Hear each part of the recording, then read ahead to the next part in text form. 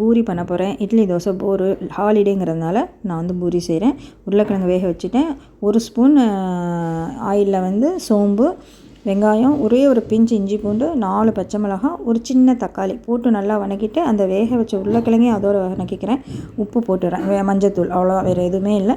பொட்டுக்கடலையே மிக்சியில் காமிச்சிருக்கேன் பாருங்கள், ஒரே ஒரு ஸ்பூன் போட்டு நல்லா அரைச்சிக்கிறேன். அரைச்சி அந்த தூளையும் நான் வந்து போட்டு அதை வந்து அந்த மிக்சி கலந்த தண்ணி போட்டுறேன். அவ்வளோதான், மசாலா ரெடி ஆகிடும். கருவேப்பிலை கொத்தமல்லி போட்டு இறக்குறது தண்ணி மாதிரி இருக்கும். ஆனால் வெந்து இறக்கும்போது நமக்கு அந்த மசால் பதத்துக்கு வந்துடும். கோதுமை மாவு வந்து நான் வீட்டில் அரைக்கிறதா எப்பயும் சொல்கிற மாதிரி தான். நான் வந்து வாங்கவே மாட்டேன். சம்பா கோதுமை எப்பயும் அரைச்சி வச்சுப்பேன். அதில் பூரியும் சப்பாத்தியும் போடுறேன். மசாலா இந்த மாதிரி செஞ்சு சாப்பிட்டு பாருங்கள். பூரிக்கும் மேட்சாக இருக்கும், சப்பாத்திக்கும் நல்லாயிருக்கும். இது வந்து சம்பா கோதுமைனால அவ்வளோ சாஃப்டாக இருக்கும். ஆயிலே போட தேவையில்லை சப்பாத்திக்கு, அந்த அளவுக்கு நல்லாயிருக்கும். இந்த மாதிரி ஒரு தடவை ட்ரை பண்ணுங்கள். பூரி புருபுருன்னு இருக்குது, சாஃப்டாக இருக்குது, டேஸ்டியாக இருக்குது.